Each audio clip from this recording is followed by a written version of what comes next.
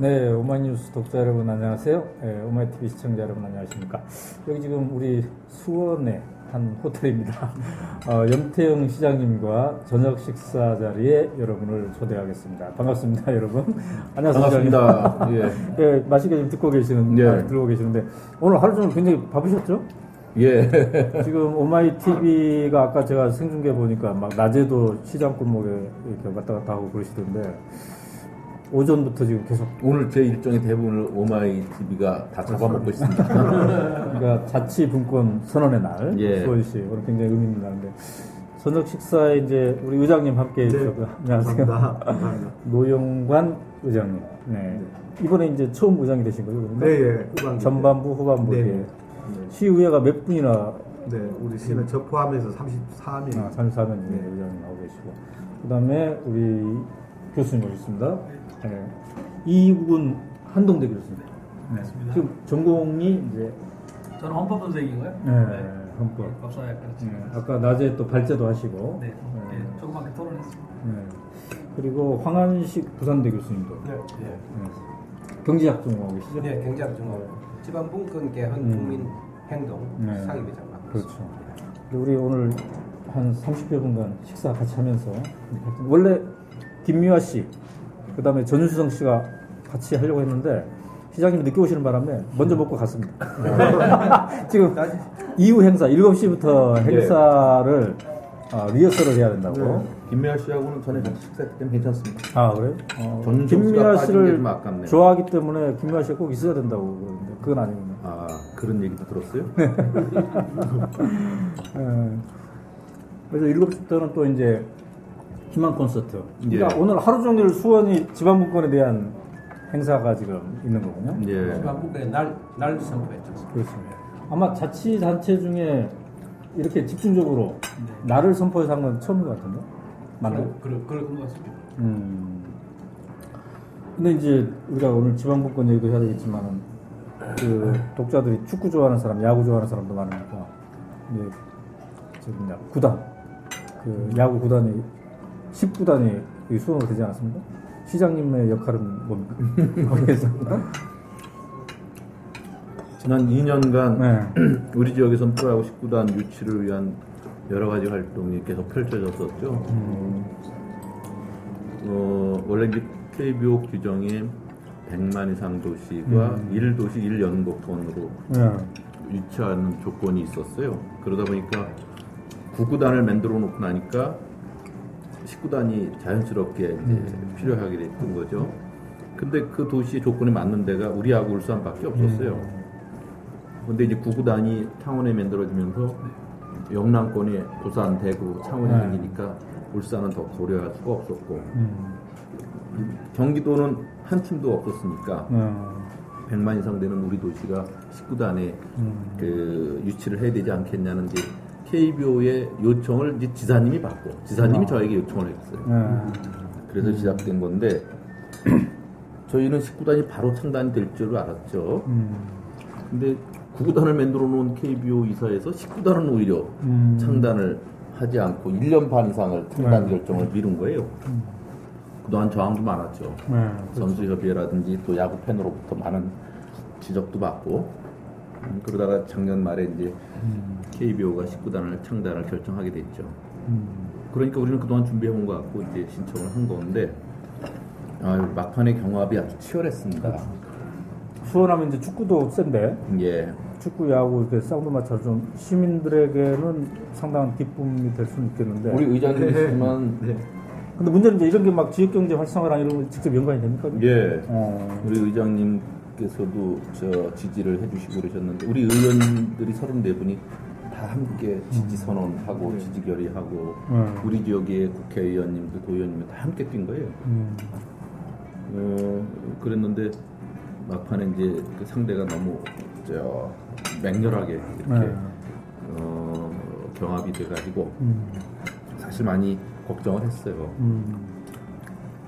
그리고 저는 우리 이제 파트너가 구단이 이제 KT였기 때문에 모든 여건에서 객관적으로 나왔는데 아무래도 지역 안배 논리가 한국 사회에서는 가장 강력한 무기 중에 하나 아니에요.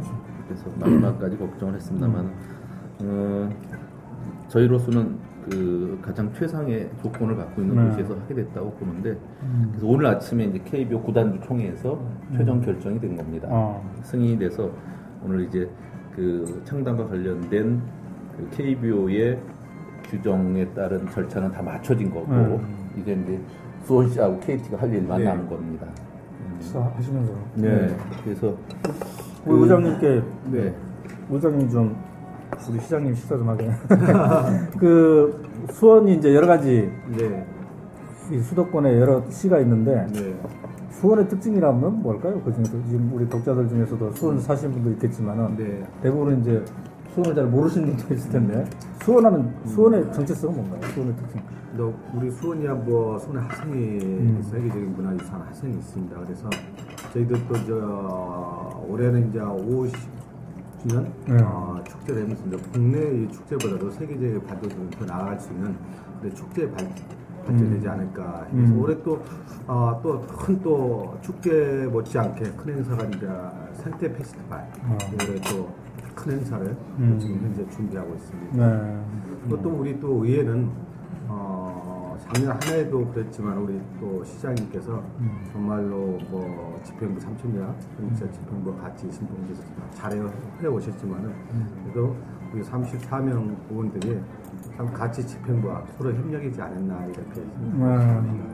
왜냐면은 다른 지자체에 보면 상당히 집행부와 갈등이 상당히 많이 있었습니다. 그렇지만은 우리 수원시에는 옹구성 했는데도 전혀 집행부와 또 의원들 간에 그런 큰 잡음 없이 이렇게 잘하지 않았나 이런 생각이 듭니다. 지금 114만이죠? 예, 114만이 좀 넘어서 115만이라고 보통 통칭해서 부르고 있는데 34분의 시의원을 갖고 있는 게 가장 큰 거고요.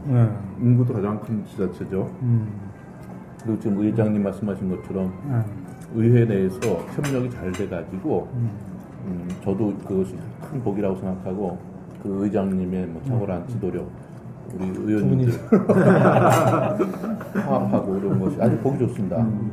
근데 이제 당선되신 지 벌써 2년 6개월 됐네요. 예. 근데 후반전을 항상 돌고 있는데 어떻게 좀 그동안 마음에 드셨습니까? 해보니까 그러세요. 시장이라는 자리가 보람도 있고 또 일을 하기로 하면 참 많은 일을 또 할 수 있고 그렇습니다. 근데 권할 만한 자리는 못 돼요.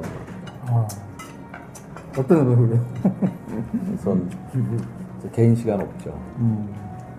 그리고 친구들하고 또 뭐 자유롭게 좀 속 시원한 얘기라도 할 그럴 겨를도 또 그럴 그 친분을 유지할 그런 그 여유가 없다는 거. 저는 건강도 지키기가 그렇다 보니까 쉽지 않은 게 있어요. 개인적으로는 그렇게 행복할 수 있는 자리는 아닌데 보람이라고 하는 거는 스스로가 기획한 일이 잘 지역사회에서 성과를 낼 때는 또 보람이 있을 수 있죠. 제가 보니까 시장보다는 의장이 훨씬 더 나은 자리 같습니다. 우리 이군 교수님은 오늘 세미나 참여하셨는데 네. 뭐 어떤 거 발전했습니까? 저는 그동안 시작합니까? 먹고 있습니다. 그 지방분권 원포인트 개헌을 좀 하자.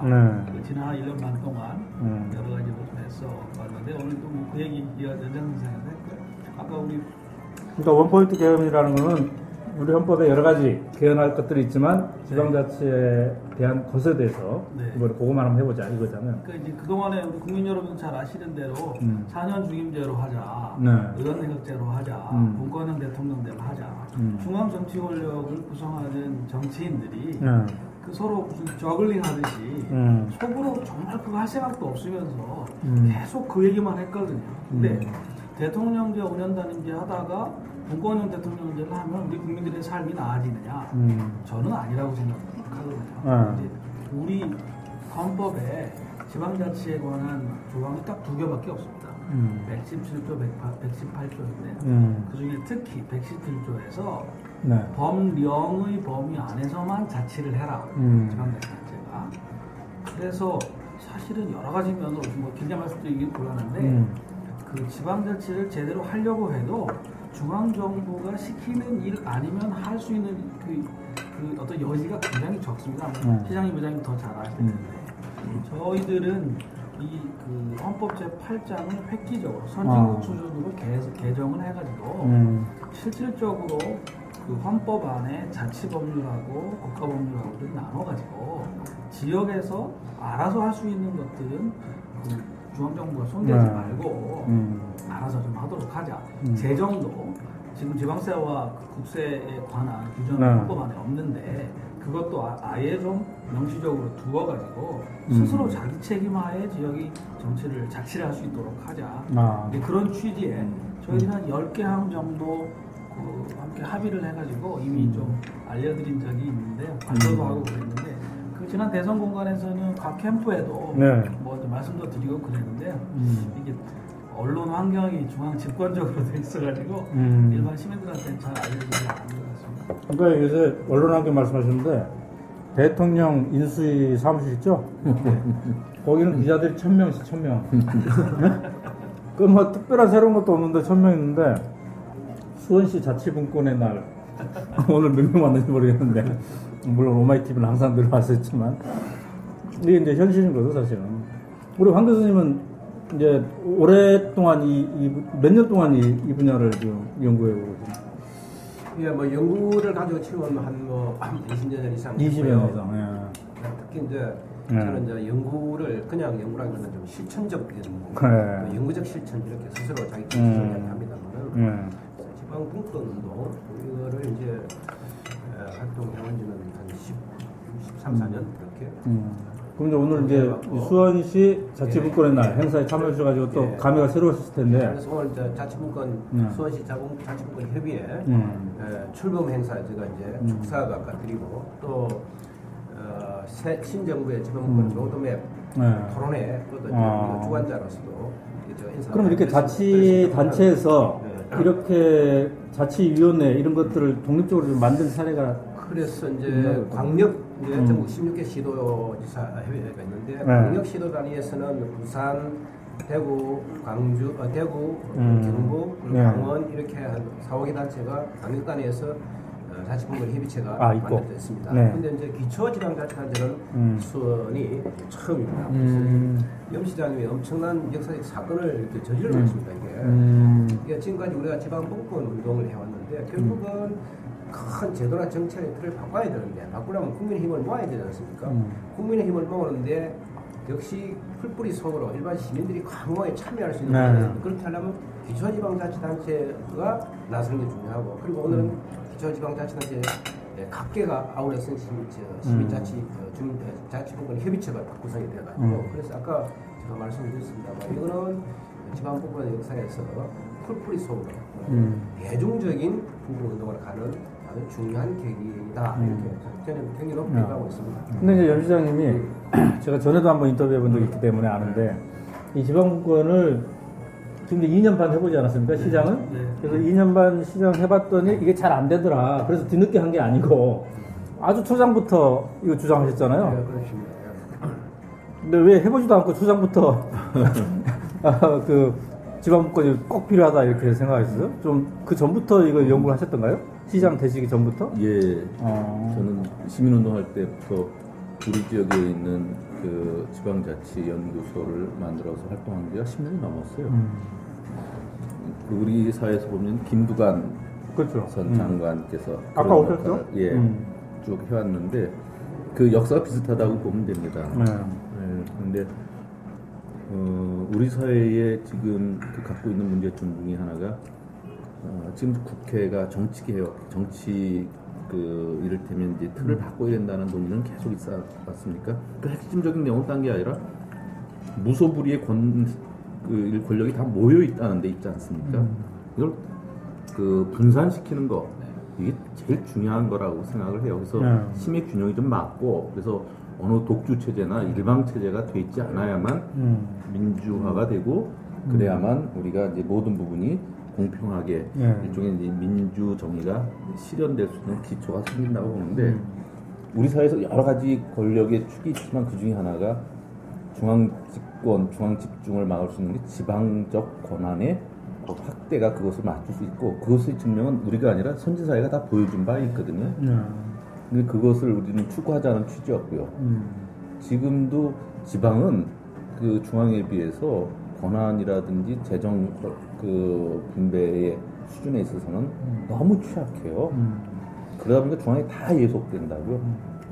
그래서 이걸 틀을 바꾸자는 게 그 전부터의 과제였기 때문에 한 거고, 제가 자치단체장 실제 해보니까 거기에 대한 문제가 너무 심각해서 지금 전 세계가 도시를 경쟁으로 도시를 발판으로 다들 각계 경쟁을 나가고 있는데 도시 경쟁력을 중앙의 집권적 사고가 다 막고 있어요. 그러니까 그림만 그리고 꿈만 꾸지 실행을 할 수가 없다.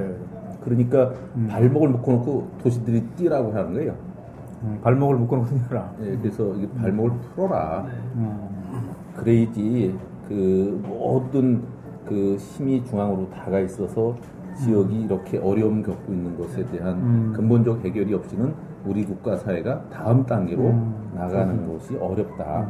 이런 관점이죠. 그래서 아까 낮에 그 토론회 한 발제문에도 보니까 이제 행정은 있지만 지방 행정은 있지만, 그러니까 중앙에서 적어놓은 이 틀거리 속에서 행정을 하게 하지만 독자적인 정치는 못하게 한다, 이런 표현이 있던데. 우리 의장님 계시지만 우리가 조례를 제정하는 게 법령에서 그대로 정해주고 그걸 위임시켜준 행정적 사무만 할 수 있어요, 우리가. 그러니까 자율적인 뭔가를 못 한다는 거예요. 더 심하게 말씀드리면은 그러니까 지금 현재 대한민국의 지방 정부는 시장 부장 계시는데 죄송한데요. 중앙 정부 심부름 해주는 기능을 합니다. 그리고 그 심부름 잘했나 못했나를 또 중앙 정부가 심사를 해가지고 돈을 더 줄 건지, 심부름 값을 더 줄 건지 안 줄 건지, 이런 체제예요. 근데 이제 우리가 이제 중앙에서 혁신 동력이 나오는 시대는 이미 이제 끝났다고 보는 거고요. 전국에 200몇십 개가 되는 기초부터 시작해서 다양하게 실험하고 경쟁하고 그러면서 혁신의, 우리 사회를 바꾸는 혁신의 동력이 아래에서부터 이렇게 막 올라와야 된다는 생각이죠. 이제 그 물이 끓을 때 어디서 시작되는지 모르지만 막 이렇게 끌어올라오죠. 그런 형태로 바꿔보자는 건데, 저는 그 야구단 얘기 잠깐만 좀 드리고 싶은데, 그 말씀 들으면서 왜 그 독립리그 같은 거 지원하신다 그랬잖아요. 그게 굉장히 저희같이 지방 그 분권 자치 주장하는 사람들한테는 마음에 꽉 와닿았어요. 이게 이제 수원 하나만 뭐 어떻게 되는 게 아니고 허브가 되어서 이 경기도 일원의 작은 도시들에도 저는 포항에 살기 때문에 포항에 지난 여름에 이제 야구장이 생겨가지고 생전 처음으로 프로야구 경기가 열렸어요. 포항 시민들이 3번 열렸는데 다 채웠거든요. 그리고 또 하나 재밌는 게 부천 FC 그 축구단이 2부 리그에 들어가게 됐어요. 그것도 굉장히 될 듯 안 될 듯 하다가 이제 드라마화가 됐는데, 저는 이제 우리 사회에 그 자치하고 뭔가 이렇게 스스로 만들어가려는 그런 동력은 중앙에서는 안 보이지만 지방에서는 여기저기 막 피어나고 있다고 생각하거든요. 이제 그걸 탁 터뜨려줄 수 있는 구조를 바꿔야 된다. 그러면 이제 헌법 개정을, 제가 또 다시 헌법 개정을 말씀. 그러니까 우리 이제 독자들이 지켜보고 있으니까 그 염 시장께서 지방 분권이 제대로 되면 이건 2년 반 내 임기 동안 지금 실행하고 있잖아요. 금방 이미 이뤘을 것이다 할 수 있는 예가 있다면 어떤 걸까요? 이게 됐다면 이렇게 이미 이루어져 있을 것이다. 이제 우선 우리가 예전에 의회에서 우리가 좋은 사례가 하나 있었어요. 지금 우리는 차를 누구나가 자유롭게 다 사요. 돈만 있으면 사요. 자기가 주차장이 있든 없든 사요. 주차장이 없는데 차를 산다는 건 불법으로 어디다 차를 세우거나 아니면 공영 주차장에 어디 주차 계약을 해야 되는데, 아마 반에서 공공적으로 차를 사지 않는 한 개인적으로는 그 아파트 같이 이렇게 차고지를 전적으로 확보하고 있지 않는 대부분의 경우에는 아마 주차를 어딘가에는 그 자기 땅이 아닌데다가 세워놓을 수밖에 없는 처지일 거예요. 그렇죠. 우리 시가 그래서 그때 당시에 의회에서 차고지 증명제라는 걸 했어요. 우리 시에서는 차를 살 때 앞으로는 내 땅이 이렇게 차고지를 갖고 있으니까 여기다 차를 파킹할 거니까 차를 살 권한을 나는 그때 부여받아서 사게 하겠다는 취지인데 결국 위헌 판결 받았어요. 법령에서 위임되지 않은 사항을 준불나게 지자체 수준에서 한다. 결국 못했어요. 위험분들한테. 이런 게 우리를 보면 이게 자친가 그렇잖아요. 자동차 회사들의 로비를 받았는지 어쨌는지 모르지만 지역에서 고유한 자기 독자적 정책들을 실현할 기반이 없는 거예요. 그렇구나. 이제 더 우스운 얘기를 하면 기초자치단체장이라고 해서 시장의 방의 크기가 딱 정해져요. 그걸 한 평이라도 벗어나면 페널티가 주어져요. 근데 저는 취임해서 한 평도 더 늘린 바가 없거든요. 근데 이전부터 써왔던 그 방이 아마 초과했다고 그러더라고요. 그래서 그걸 맞추라고 그러니까 맞추는데 뭐 억 단위 돈이 들어가요. 칸막이를 새로 하고 문을 새로 하고 통로를 어떻게 내고 뭐 이게. 근데 그걸 막아놓으면 한 평 그 땅은 창고로도 잘 못 쓰는 식이 됐어요. 구조적으로 불가능. 근데 무조건 맞추라는 식이죠.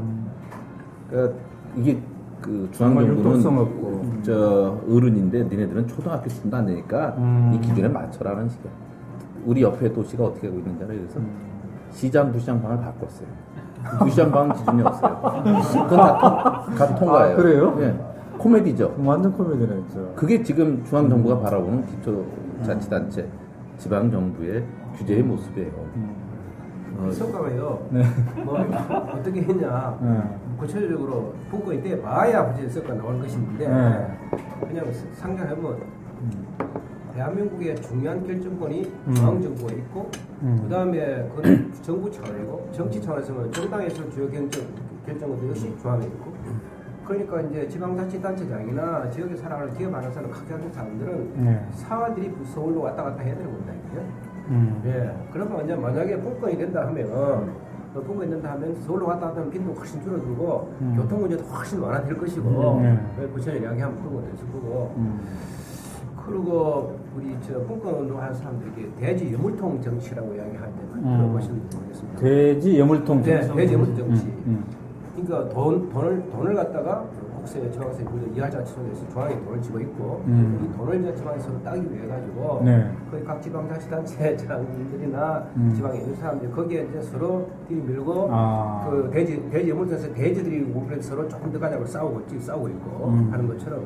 그래서 대한민국의 마지막 이 중앙집권 체제로 인해서 대지 유물통 정치가 이루어지고 그러면 지방자치단체의 행정력이나 또 지방자치단체 시장님의 어떤 새로운 구상이나 새로운 어떤 지역 입장에 충실한 그런 일을 해나가는 대단히 어려운 그런 점이고 또 중앙에서 딱 이렇게 경제정책 패러다임이 딱 정해지면 지방에서는 그걸 따라가지 않을 수 없는 추수할 수밖에 없는 이런 조건이 되기 때문에 그래서 사실 지금 이제 지역 경제의 발전 문제나 또 지역의 일자리 문제나 지역 민생의 문제나 이런 문제에 대해서 지방자치단체가 자율성을 가지면 굉장히 잘 할 수 있는데 중앙정부가 한번 해가지고 이 중앙정부의 결함, 실패 이게 결정적인 문제예요.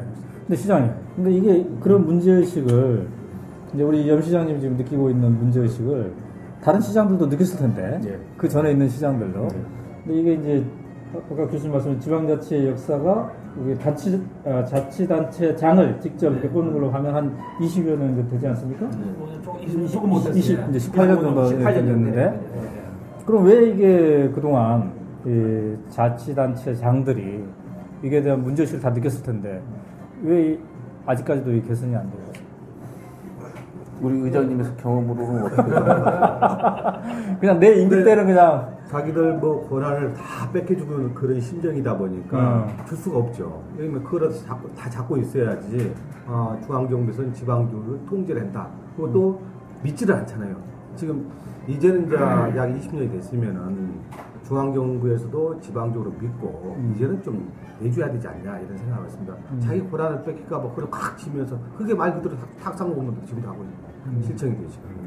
그러니까 어떤 지방자치단체장들이 그 지방의 작은 권력 여기에 안주하면서 우리 교수님 표현으로는 어떤 심부름꾼 역할을 수동적으로 하고 있으면서 그냥 안주해왔던 걸까요? 우리 의장님이 핵심적으로 말씀드렸다는 생각을 하는데요. 일종의 이제 지방정부 자치단체장이 문제의식은 다 갔는데 그걸 본격적으로 문제 제기하기가 어려운 구조예요. 왜냐하면 그것을 주장해서 지방자치의 권한을 확대한다는 게 결국은 중앙의 정부, 중앙의 정치권의 권한을 나눠 갖자는 얘기밖에 안 된다. 또 지방자치단체장이 정당 공천에 크게 의존돼 있는 형태에서는 중앙 권력에 반하는 주장을 하기도 어렵다. 그렇잖아요. 그리고 지금도 공천권을 갖고 있는 국회의원으로 보면 자치단체장은 언제든지 자기 그 영향력 아예 두고 싶어 하는 게 기본일 수밖에 없다. 이런 것들이 우선 큰 문제였을 거고요. 또 하나는 그동안 지방자치단체장이라든지 지방정부가 실제적으로는 그 자치적으로 여러 가지 그 행정력을 펼칠 역량도 많이 부족했던 것이 있었습니다. 하루아침에 되는 건 아니거든요. 그러니까 지금도 지방자치가 실질적으로 된 지는 20년이 넘었고 자치단체장을 뽑은 지 18년이 됐지만 그 역량은 뭐 5년 만에 되는 것도 아니고 그래서 지금은 한 10년 이상 지나면서 많은 부분에 경험을 쌓았어요. 지금은 그런 얘기를 본격적으로 주장할 만한 시기가 이미 지났다고 보는 거예요. 그리고 지방자치단체도 인구 5만인대와 30만인대와 50만인대 행정의 수요와 역량이 다 차이가 있어요. 그러니까 획일적으로 하기도 참 어려운 거예요, 이게. 이런 것들이 우리로 보면 앞으로도 이 일을 해가면서 여러 가지로 이제 검토돼야 될 사항이긴 한데 기본적으로 지방정부에게 권한을 준 만큼 책임을 묻는 게 필요해요. 근데 지금은 권한이 없다니까 책임도 못 물어요, 사실은. 그 이를테면 성남의 그 큰 청사 짓는 문제를 어느 한 자치단체장의 그 과욕이나 무리한 행정으로 계속 지탄해요. 용인의 경전철을 계속 그런 식으로 지탄해요. 중앙정부가 권한이 없었나? 저는 70% 이상의 권한을 중앙정부가 휘둘렀던 거예요. 승인 과정에 다 개입해요. 그리고 모든 걸 지방정부의 자치단체장이나 수준 낮은 지방자치 역사처럼 이해를 해요. 그렇게 공격을 해요. 잘못됐죠. 그럼 중앙 언론의 횡포라고 해요. 앞뒤가 바뀐 거군요. 그럼요. 그 검증 과정에 이를테면 교통량 평가를 다 누가 해요? 국가기관에서 다 해요. 그리고 그것을 타당성 검토라는 여러 가지 절차를 중앙정부가 다 갖고 있는 거예요. 다 승인해 준 거예요. 우리가 단돈 30억 이상 되는 거, 100억 이상 되는 거, 300억 이상 되는 거 다 단계가 달라요. 중앙정부에서 통제하는 수준이. 다 해놓고 일방적으로 그렇게 문제 삼는 거거든요. 저는 그런 자치단체는 파산하는 위기도 가져야지만 정신을 차린다고 생각하지만 그러기 전에 권한을 제대로 줬느냐, 그 권한에 대해서 책임을 졌느냐 이런 것도 꼭 검증해 봐야 된다. 저는 정당 공천 그 얘기 좀 말씀드리고 싶은데 그 지방자치단체장과 의회에 대한 정당 공천 제도가 유지되는 한 지금 같은 구조가 그대로 간다고 봅니다. 다만 지난 한 10년 동안 그걸 유지하면서 우리의 사회가 이 문제를 풀어보려고 했던 게 국민참여 경선 같은 것을 통해서 정당 내부의 상향식 공천 제도를 통해서 해보려고 했던 거예요. 근데 지난 총선과 대선을 거치면서 지난 10년 동안 해온 그 노력을 여야 그 대표적인 두 정당이 다 그만뒀어요. 다시 총재에 해당한 비대위원장의 낙점에 의해서 다 결정을 받거든요. 이런 상황이면은 자치를 정당 공천제의 틀 속에서 보존할 수 없다. 이번에 여야 그 정당 대통령 후보가 다 지방자치단체장과 의원에 대한 정당 공천제 이제 없애겠다 그러거든요. 내년에 그건 반드시 이루어야 자치를 시민의 이제 품으로 가져올 수 있다. 정말 그 중요한 포인트인데. 그래서 이제 그동안에 한국 정치, 중앙 정치에 지방 정치가 종속되고 또 지방 자치도 중앙 정치에 종속되고 또 정부 기관 차원에서도 지방 자치단체가 중앙 정부 기관에 종속되고 이런 구조인데 이 중앙이 지방을 지배하고 종속시키는 핵심 고리가 뭐냐 하니까 그 정당 공천 문제. 근데 그 부분에 대해서 이번에 이제 뭐 정당 당선 자치단체장과 이것저것 폐지를 했는데 그렇죠. 공약을 했지만 저기 실제로 이제 구체적으로 제도로 실현될 것이냐 하면 상당히 이제 이한 눈치를 보고 있는데 어쨌든 그 저희 운동 쪽에서는 그 관철시키는 역할을 하는 것이고 그래서 이게 이런 것 같습니다. 중앙정부가 정부기관으로서 중앙정부 관련된 권한과 예산이 하고 지방자치단체하고 사이에 이제 이렇게 집중되어 있고 분권이 안 되어 있는 것하고 정치 쪽에서 정당을 주면 정치 쪽에서 분권이 안 되고 집중되어 있는 것하고 이게 상호 인과관계를 가지고 있는 겁니다. 왜 국회의원들이 직권을 안 내놓으려고 그러냐 하니까 중앙정부가 예산을 다 주고 있으니까 예산에 대한 영향력을 국회에 많이 가지라고 생각하고 있습니다.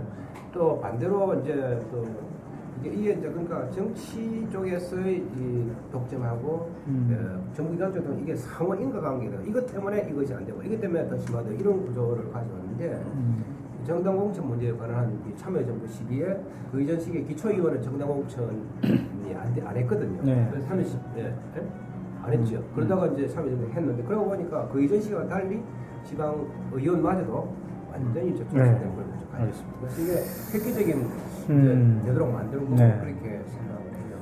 자, 또 이제 7시부터 행사가 있기 때문에 곧 마무리를 우리 식사를 마무리를 해야 될 텐데 커피는 아직 안 오고 있구나. 커피 안 주나? 아마 이제 이따가 올 것 같은데.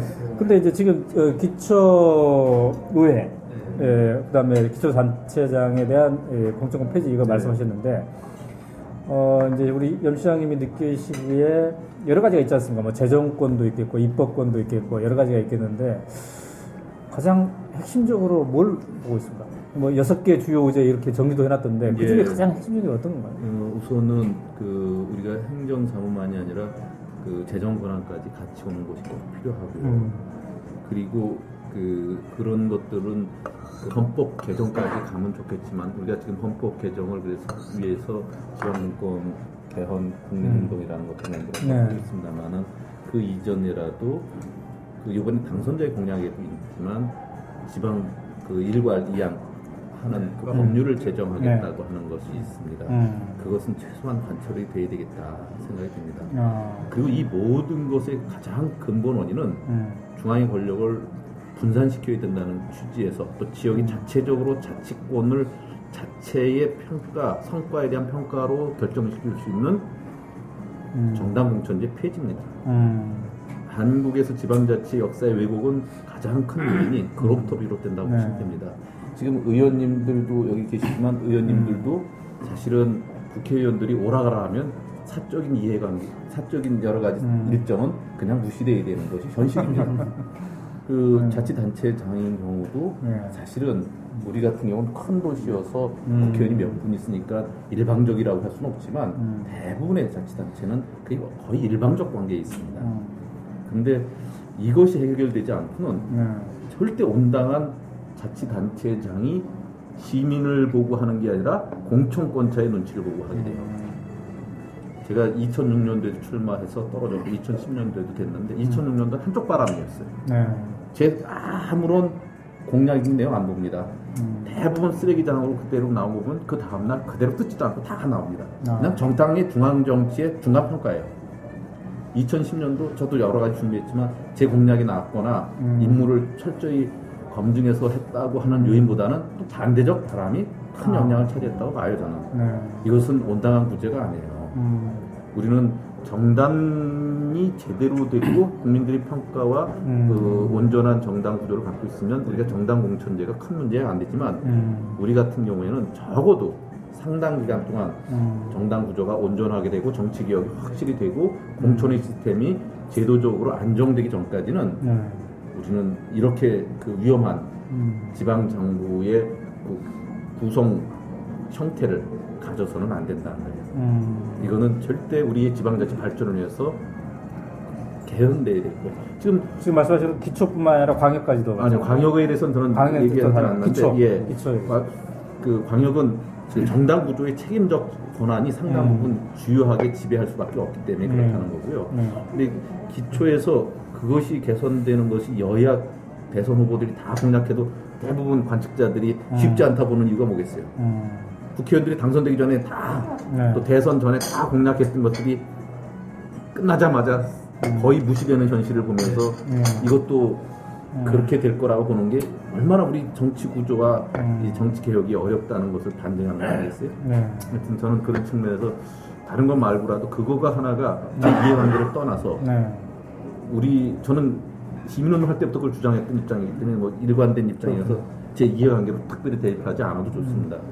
그건 꼭 개선시켜야 될 겁니다. 만들어야 돼요. 그런 맥락에서 본다면 결국 국민들이나 또는 이렇게 지역에 사는 사람들 주민이시 진짜 주인이 되고 자연인 주인의식을 갖고 또 주인이 함께 뭉쳐서 주인으로서 할 수 있도록 하는 그런 면에서 국민들이 참여하는 범시민적인 지방분권 운동, 국민의 공감 형성 이게 상당히 중요하다고 생각됩니다. 그래서 여기하고 이제 제도적인 개혁하고 또 의식의 개혁하고 이게 같이 함께 가셔야 크게 이루어집니다. 근데 어떻습니까? 투봉 교수님이 보시기에 이런 흐름이 전에 비해서 상당히 세지고 있습니까? 어떻습니까? 세지고는 있는데요. 계기를 역사에 이제 바뀌려면 계기를 만나야 되는데 그게 조금 어려운 것 같아요. 저는 내년에 지방선거가 있는데 그 지방선거가 사실은 정당 기초에 관한 정당 공천제가 유지되느냐 아니냐가 이번 봄 정도에는 결판이 난다고 생각해요.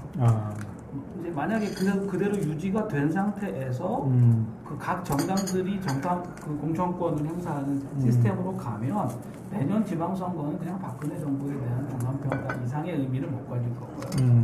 그러니까 이제 지방선거로 치르려면 이번 봄 이전에 정당 공천제를 배제하는 것을 확실히 입법을 하고 그래서 이제 시민들이 스스로 후보를 만들어내는 과정이 가을에 있고 내년에는 중앙정치로부터 지방정치를 떼내는 방식으로 그 선거가 치러져야 제대로 이제 지방자치를 하게 된다. 저는 그런 생각입니다. 이거 지금 이제 1년 6개월 남아있지만 지금 올 봄이 가장 중요하다. 그렇습니다. 미리 준비를 해야 되기 때문에. 타임 스케줄 보면 올 봄이 아니면 불가능해요. 불가능하다.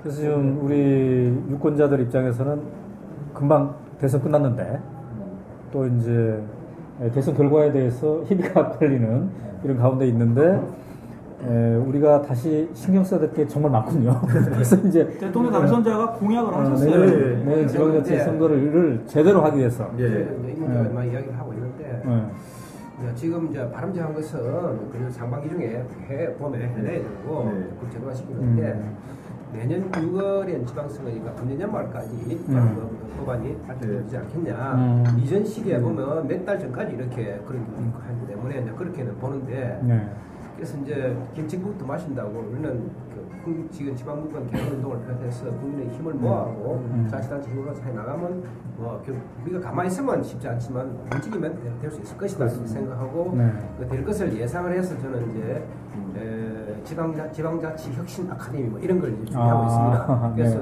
내년 6월 지방선거에 나설 지방자치 단체장 의원 교육시키는 프로그램을 해서 분권 자치 쪽으로 당해서 혁신 자치제를 만들어가는 그런 이제 프로그램을 하고 있는 거는 참 희망적인 전망을 가지고 있습니다. 오마이뉴스랑도 함께하면 좋을 것 같아요. 공동으로 해주시면 노영관 의장님 오늘 밥 먹으면서 생중계로 하는 감사하고요. 이런 먹방은 처음이죠. 정말로 교수님이나 시장님께서 말씀하셨지만 정당 공천제가 반드시 폐지돼야 된다고 생각합니다. 국민 여론도 70~80%가 폐지돼야 될 정도로 가고 학교에서 다 폐지돼야 하는데 이제는 언론에서 만약에 그게 안 됐을 때는 언론에서 크게 좀 다뤄야 되지 않나 이런 생각하고 있습니다. 올 봄이 중요하다니까 우리도 좀 많이 해보도록 하겠습니다. 이제 7시가 돼서 시장님 이제 콘서트로 또 가셔야 될 텐데 오늘 이렇게 오마이TV랑 종일 함께 생중계 해보니까 어떻습니까? 우리 시대에 지금 꼭 필요한 의제를 잘 잡으셨다는 생각이 들고 이걸 국민 속에 잘 좀 전달해 줬으면 좋겠네요. 그래서 다른 시에서도 이걸 벤치마킹해도 좋을 것 같아요. 시장님이 뭐 일상생활 하시는 것부터 시작해가지고 어떤 정책을 지금 고민하고 계시는지 부산에서 한번 하시죠. 이런 것들 부산에서 한번 하고 네 감사합니다. 감사합니다.